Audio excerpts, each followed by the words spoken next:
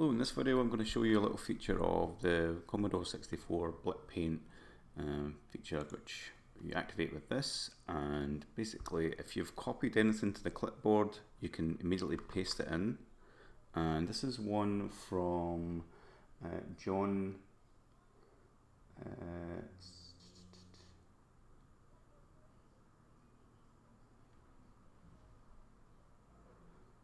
see who his name is.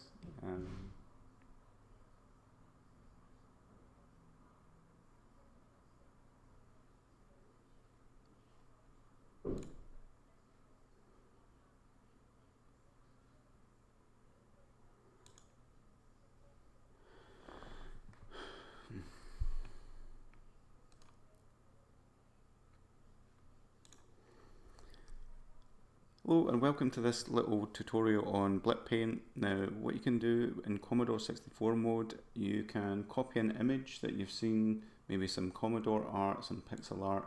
Now I've just seen this one from Jon Eggelton on the Commodore 64 page on Facebook. I'm just going to show you how this works. Now you can basically open a link of the image. I'm going to copy the image to clipboard and you can immediately paste it into Blitpaint, and it becomes a brush. I'm just going to size it so that it's almost the same size as the Commodore grid here. That might be a little bit tricky depending on the size that it came in as. If I can just get this as close as possible, then it should in theory work. Okay, just a tiny bit smaller.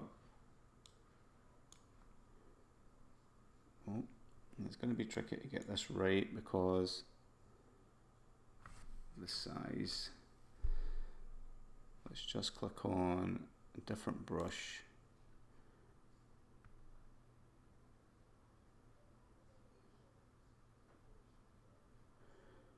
And hopefully if I cancel this out, it should reset the brush settings. Okay.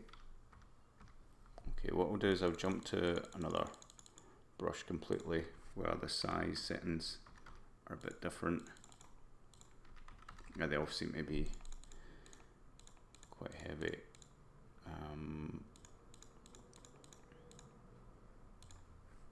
Let's just see if I can get this to match. A bit smaller. In fact, I should be able to hold down S and move, but it's disabled in this mode. Alright, let's put on that grid, and that won't work. Okay, what can I do here? Let's just add a gradient, and I'll do this whole thing.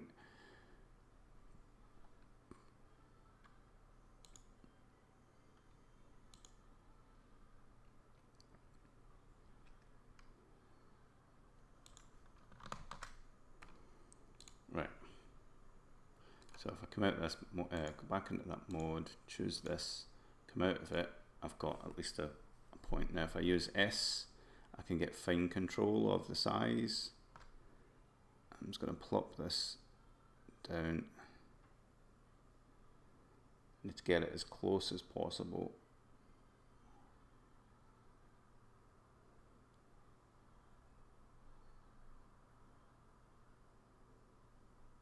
Okay, that seems to be the size. Now I just need to get the plot right. Also need to make sure I plot in pure white to get all the true colors.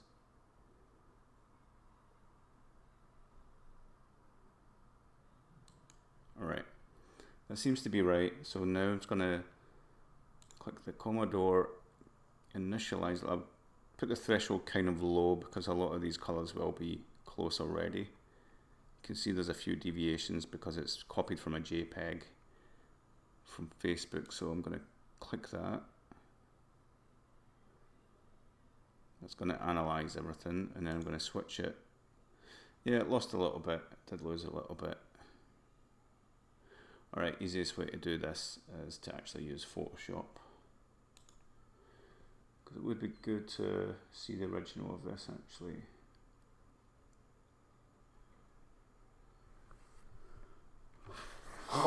And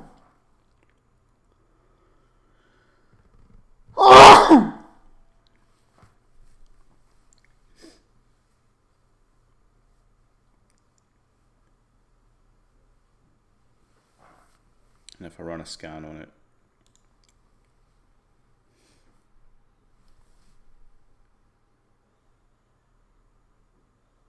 see already it looks a lot different in places, like it's added detail. Yeah, it's just got the toning wrong. So anyway, if I use Photoshop, I can hack this image back to the original. I don't know where the original actually is. See if there's an original image.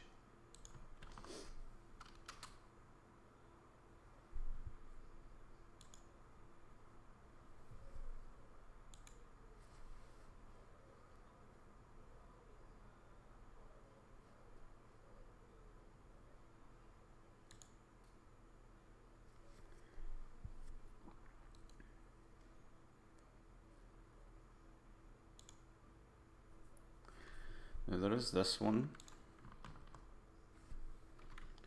If I just get rid of everything, there's this one which is closer but not quite the same. Now I think, yeah, there's a grey backdrop in this. It's quite a nice one. We can run a scan on it, but I don't know if it's in the right position because it's got a really odd resolution. Oh, colour plus sprites. Ah, right. Probably used extra sprites at the edges.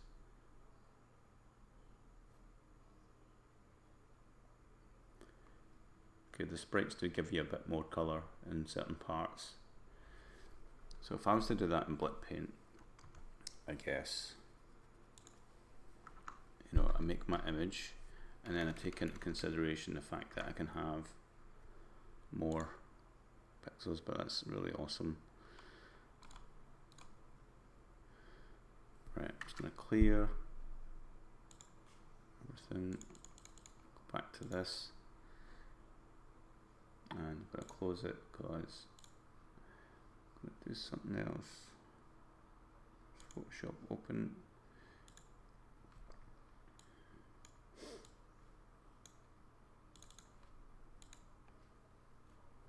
See, he's done a redo since that image. Let's have a look at that. So I'm going to open a new tab, copy the image,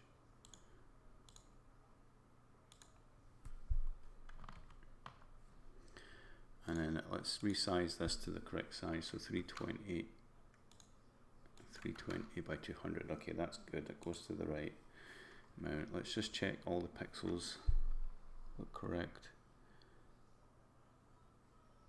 Looks fine. And if I do image mode, index color,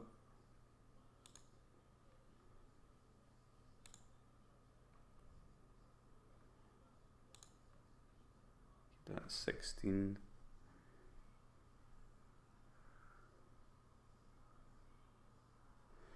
It's done its own little change there, but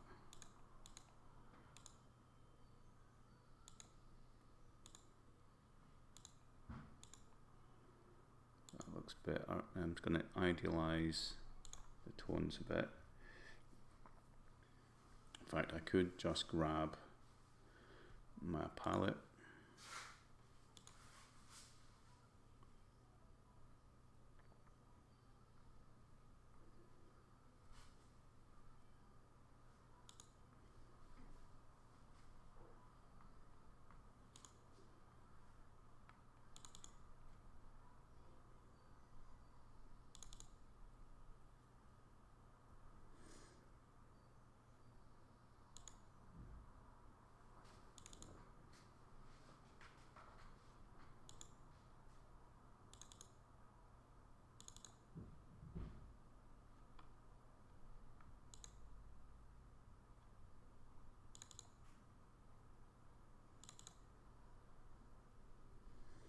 okay, this is the palette that I use in Blitpaint.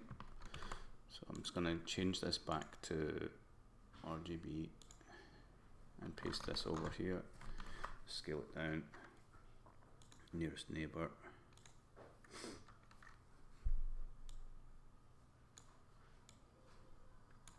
Right, now I can start to change the tones to match.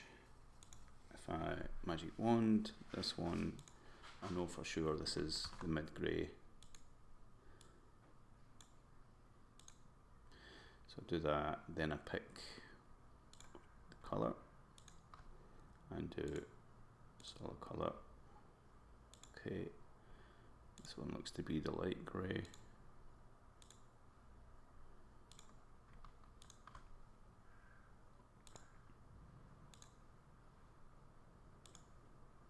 This one's actually white. There's actually two tones here. It's missed out the white completely. So that's a bit annoying. See if I paste, I'm just going to copy that image here again.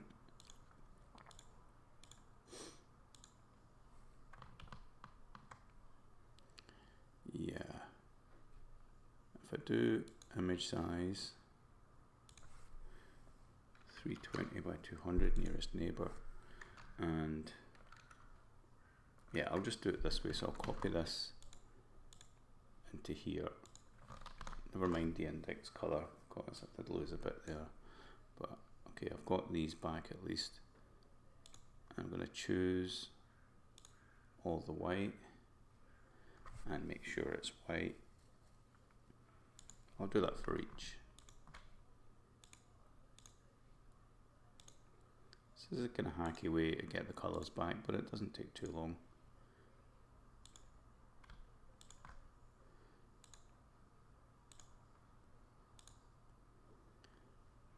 Okay,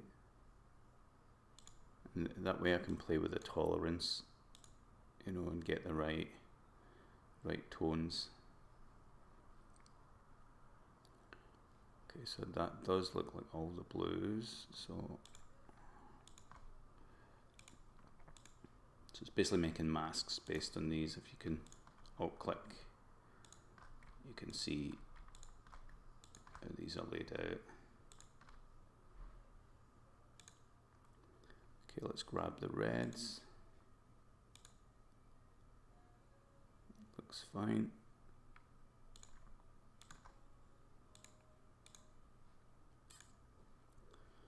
And then the browns.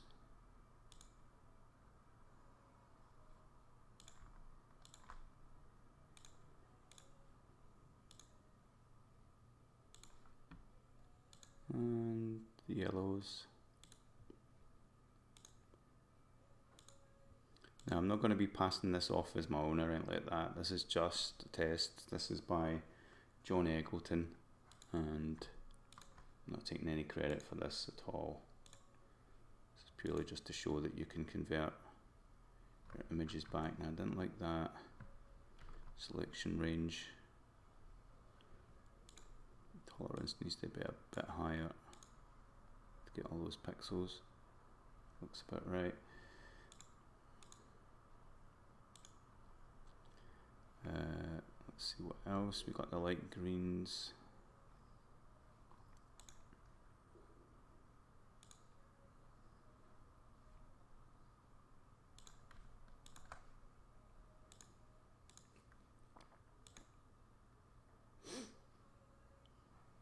Okay, I guess we can take the black just in case there's any odd bits.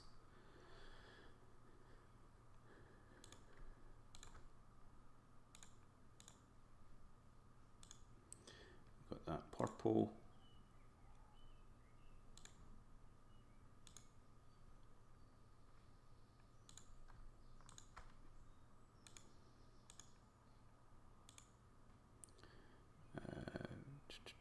I think we got dark green there as well, or mid green.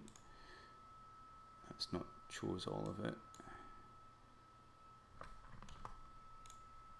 That's better.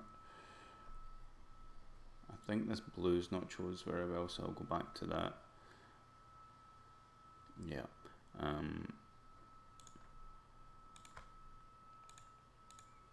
this is also a good technique if you want to convert the palette and you don't have other tools for that.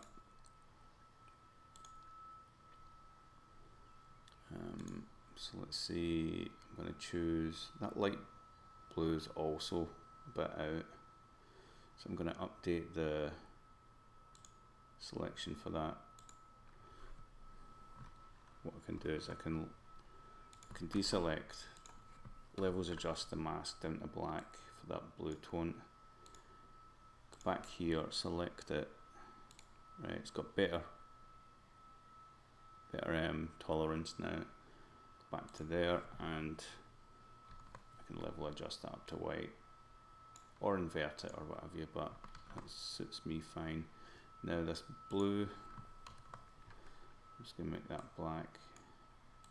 I'm going to choose that blue again and invert it. Okay, that dark grey looks like it could use sample as well.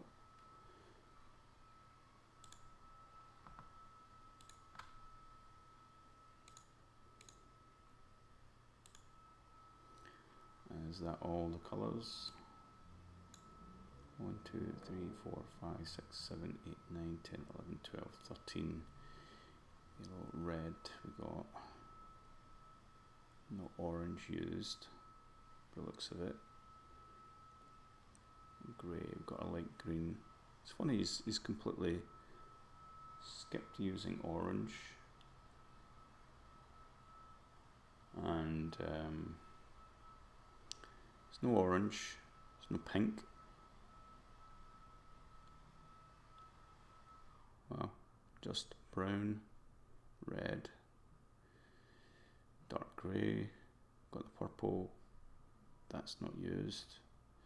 Got that, got the green, no used, not used. Okay, wow, so considering he's not used 1, 2, 3, not used 3 colours.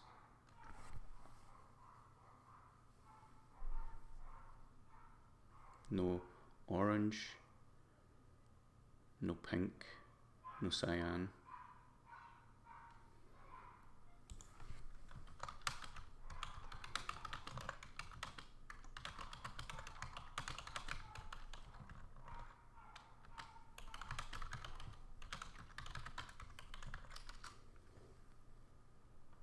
Oh, there is pink actually.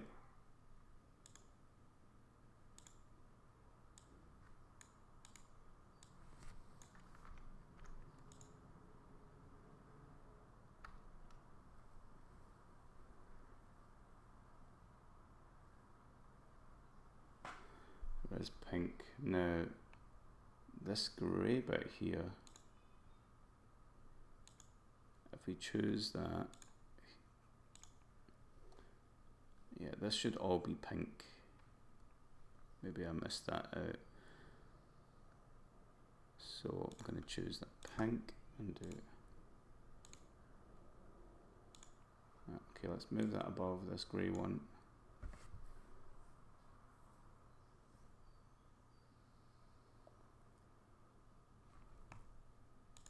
No, wait a minute. He has used orange. I've taken this colour here. Right, this one's brown, but I need to be careful with that.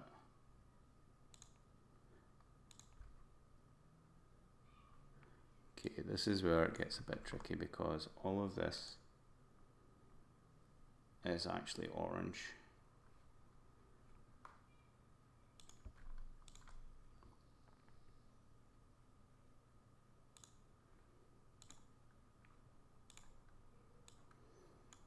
Move that up there. Okay, that looks better. That looks like it.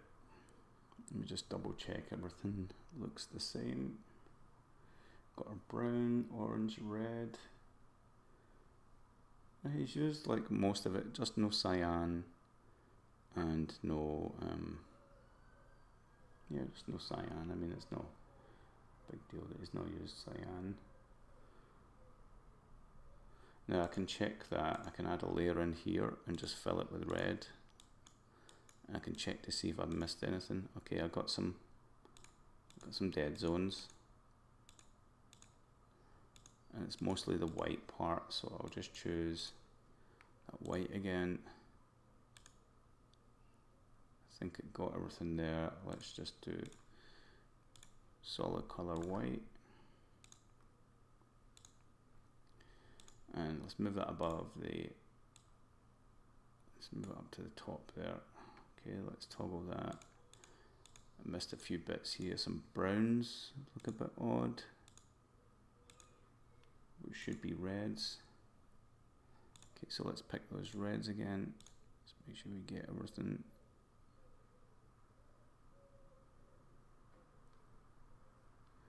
Yeah, those should all be red. So let's just pick that.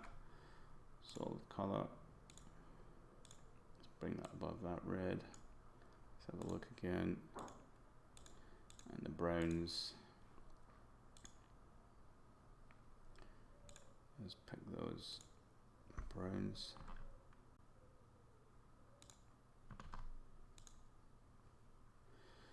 Okay.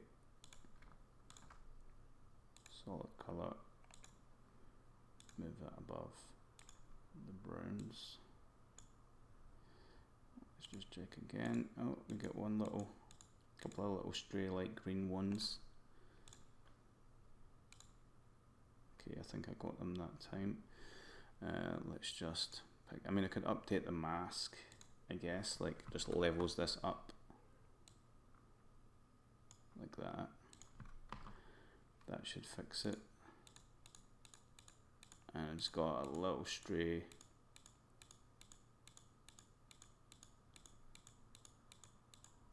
couple of little strays here of the orange, so I'm going to pick that orange again. You see I've just missed it by a fraction. That's too much. Now I think at this point I'll just paint them in. So I'll enable that red, and I'll just add white to that mask. I think that orange was just a bit close to other tones, so I think that's it. Oh, there's one down there. Let's hide the palette. Just double check it again. One down here. What should this be? It should be light green. That's purple. It's a great piece of work. I mean, it's really nice how he's used these lines and then the dithering sort of effect. And he's kept the system. It's almost like it's going to dot dash dash until it's continuous. This purple's starting to look funny in my eyes. Is that just, yeah, pixels jumping about all over the place in my eyes. But I think that's good.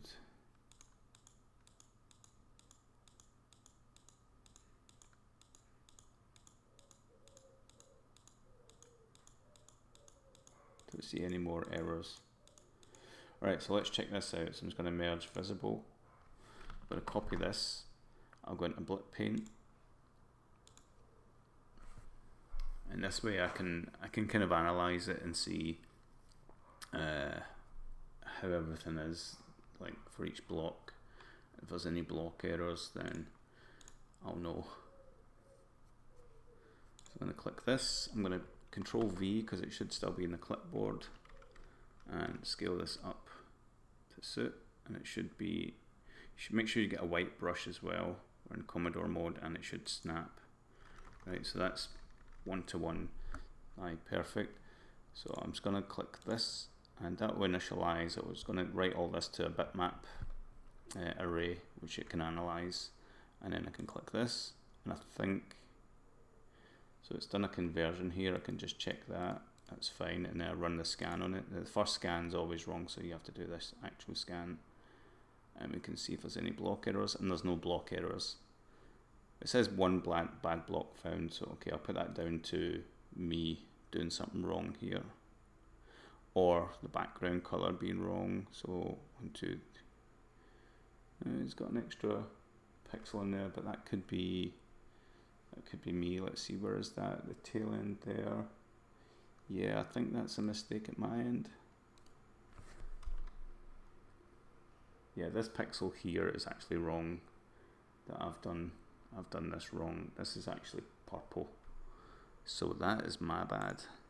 And this is 100% flawless. So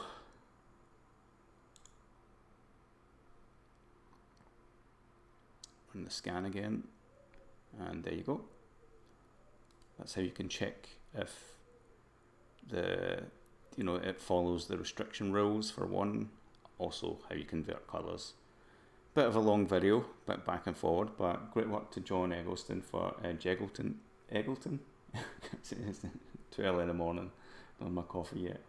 Jon Eggelton, Galencia Chaos Sphere is the game, and I think he did this because the other image looks different. It's so cool. He's managed to get in all these asteroids. I like how they're kind of faded, so keeping the high contrast in the foreground, and then keeping the background more kind of subdued colour. That really helps. But how he's managed to get all this tone work in, I mean, we can look at these blocks here and see, yeah, he's got the 1, 2, 3, 4. It's automatically detected the background colour, the most common one, but you can override this. So if I was to choose something like, maybe the white colour, right? You see he's not used any cyan. So I run a scan with that in mind, with this being the main colour, you'll see a whole lot of errors come up. You see, because they're over and above. But it automatically detects. So you run a scan, it will detect that blue is the most abundant colour, and it will assign that to the background, and then there you can see no errors. So sometimes you do get that case where it's not always the most abundant colour, and you can override that. You just right click any of these. But yeah, great job, and yeah, I'm looking forward to the next release of this. The new features are the fact that you can just copy and paste from any image, mostly JPEG or PNG, sometimes a bit funny, but it will paste that into a new sprite, and you can plop that in and check it out and do more work with it, or use it as a reference. It puts itself in a layer, and this threshold bar is now here. There's an initialize you have to do before converting to the Commodore pixels, because it makes an internal bitmap. Other than that, it just scans what you've plotted. I'm working on the algorithm for auto cleanup, which is a bit of a nightmare.